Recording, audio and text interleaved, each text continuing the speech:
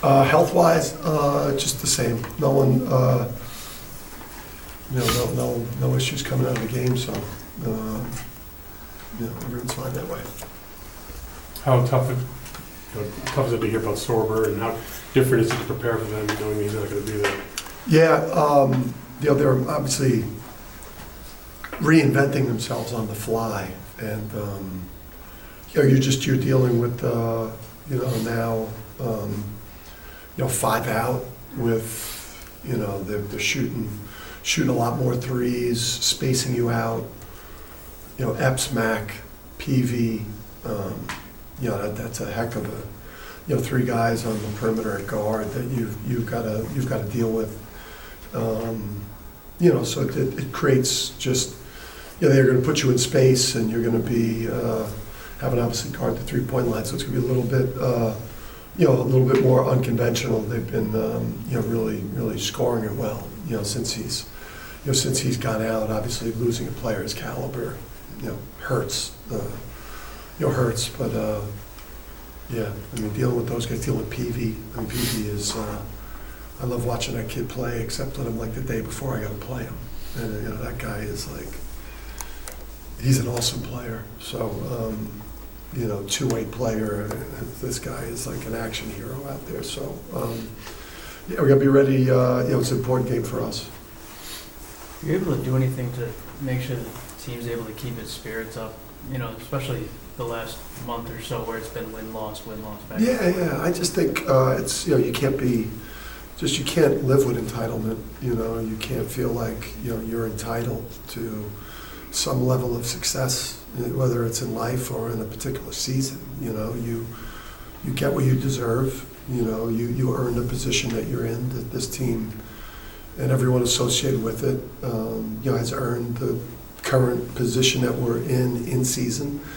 And if we want obviously to feel differently about the season, we've got to go out and earn that by doing better, by playing a better level of basketball, by winning more down the stretch, and improving our seed in league, and improving our standing for the NCAA tournament. I think it's the only way that you get sad or down about your situation is if you feel entitled because of the success that we have had the last couple of years.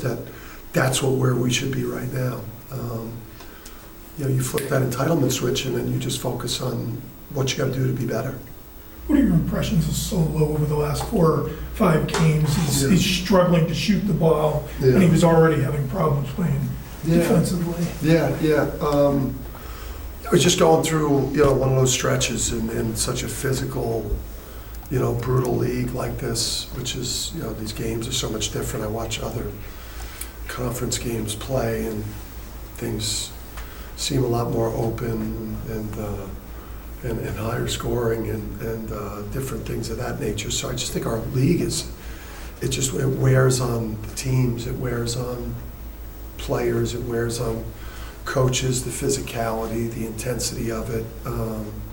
The Big East is this league will grind you up, and he's just going through a tough stretch. And then I just think that just the trickle down of just some other areas where this team has proved not to be particularly strong.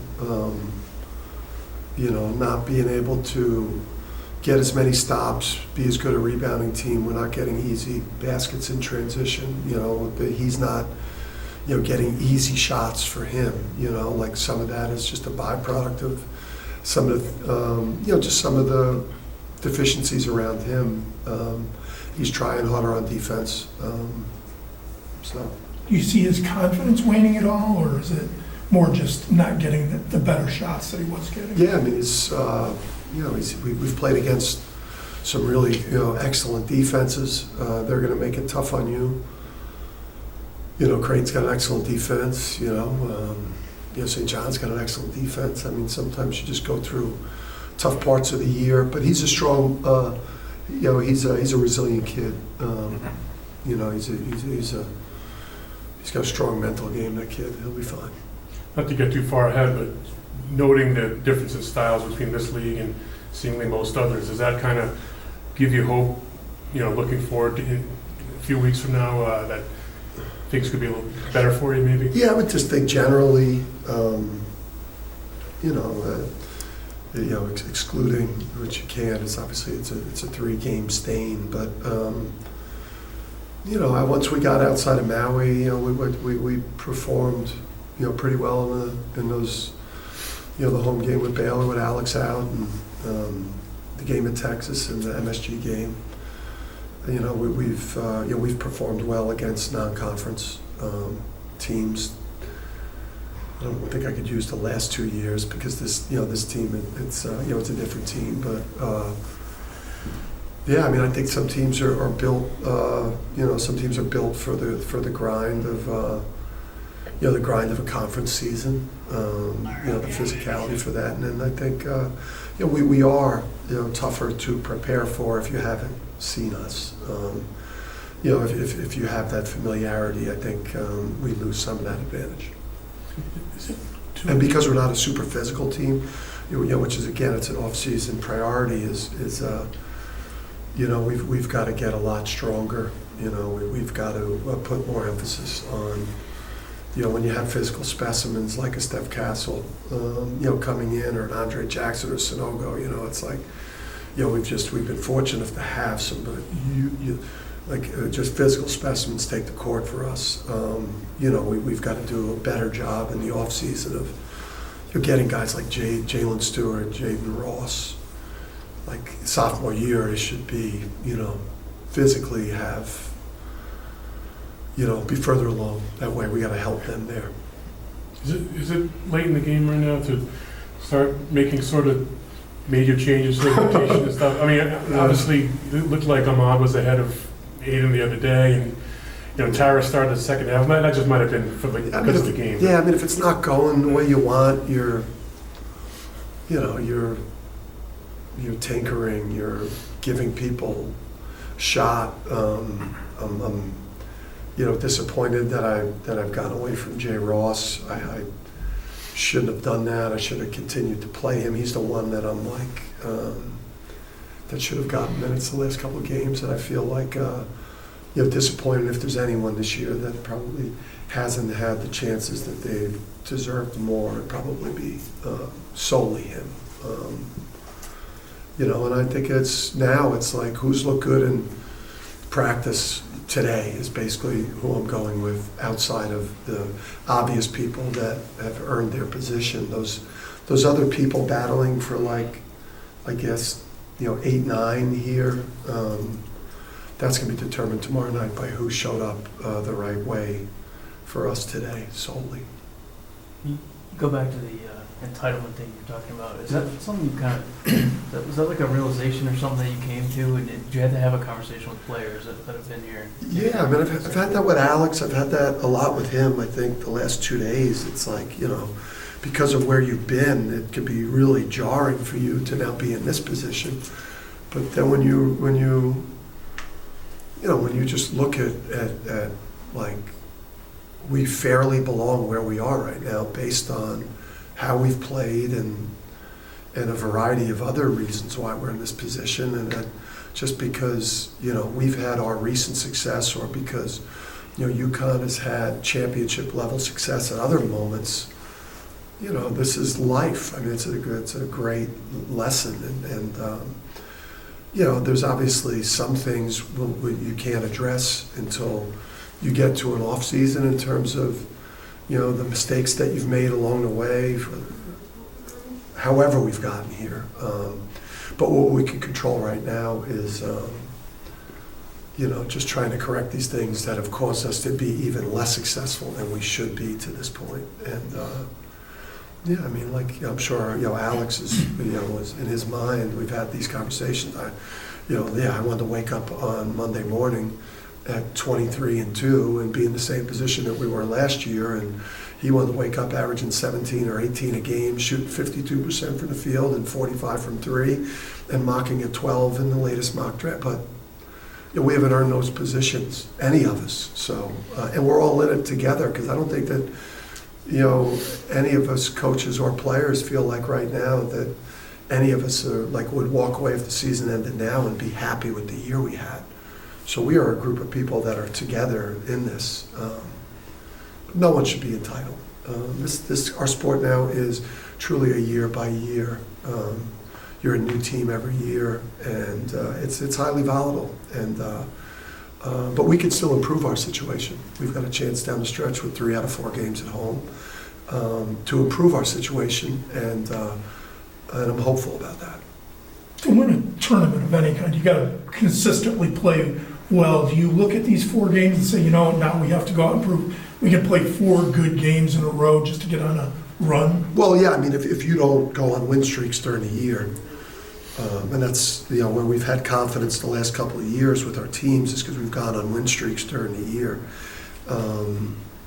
quite frequently. And then, because to win a tournament, you've got to win 3 in a row, you've got to win 4 in a row to get to a Final Four, you win 6 in a row to win the you got to do all these things in streaks to do that. And win 1, lose 1, win 1, lose 1, win 2, lose 1.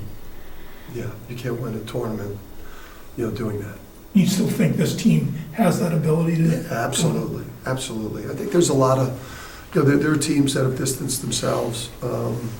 There's a lot of teams with 7, 8, 9, 10 losses that are very dangerous teams that could do, that can do some things in March. Obviously, we've got, guard play, consistency, get Sampson and Taris going.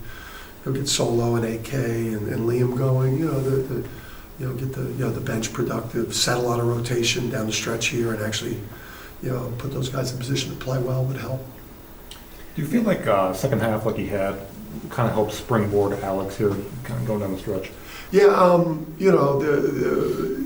his second half, I think, put him in a much better, frame of mind. I mean, he's a.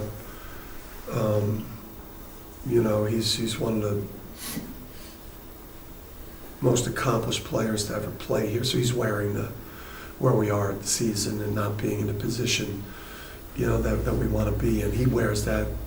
He's different than the other players, than most players you'll ever coach. Like, he takes the stuff as hard as the coaches do. I mean, he cares so much about UConn and his team and how things are going, where he's like rare that way. So you do have to find, you got to pick him up a lot more than other players because he cares so much more about the team than most other players you'll ever coach. You think he's a little too hard on himself, from your perspective? Yeah, I mean, I think he's hard on himself. He's it's hard not to be. I mean, me and him are in a unique position that we share when these things go bad.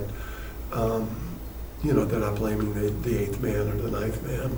They're not blaming the video guy. I mean, they blame the head coach gets the blame, and the best player and the most recognizable player gets the wrath on social media or what have you. And that's probably his first time, experiencing this level of scrutiny and criticism, in his career. But that's again part of what he came back to experience and grow from. And deal with. And, if I was a UConn fan, I would never criticize that kid for everything he's done for this program. I would just criticize the head coach and leave it at that, because we would have nothing. We would be being mocked like all the programs that our fans mock if it wasn't for an Alex Caravan coming here and delivering 2 championships. So any player that's done that for a program should probably be hands off. You said that Haas is going to have to deal with this for the rest of the season, but have you seen any improvement? Yeah, I mean, I thought he had held up better physically in the game. His brain, Haas has got to make some better decisions out there on the court. I mean, I think we could have lost by 30 if he didn't start the game by making some junkyard dog type of plays on defense and some of that stuff, because we were reeling there. So I mean, we need that that fire and that aggression, that attacking, and then but he's got to kind of run our offense, and he's got to be trying to get Solo and when he attacked the paint and bodies came his way on Saturday in the second half. And there were chances to find some of our, Liam, Solo, Alex on the perimeter for Finn, lobs to Sampson. He's got to make those reads and play a little bit more like a quarterback, I thought. But his heart and, we obviously, I think this is the best he's looked. He actually practiced pretty decent today. It was the most reps he's gotten, so. Yeah, and I know Bobby's been going through a rough stretch himself out in Arizona, and obviously that league is brutal too. What kind of conversations have you had with him? I imagine he's picked you up in the past, and maybe it's your turn to kind of pick him up a little bit. Well, I just think that whether it's me and Bob or any of the people that in your network, you basically just trying to keep each other just focused on like that, the next practice, the next opponent. Just try to avoid as much of the external, with how nasty things can be on social and, just how nasty things could be with, the people that cover us that way, that try to create those things. You basically just try to block those things out and just lock in on the next one. Anything else? Cool. Thank you. Thanks, Coach.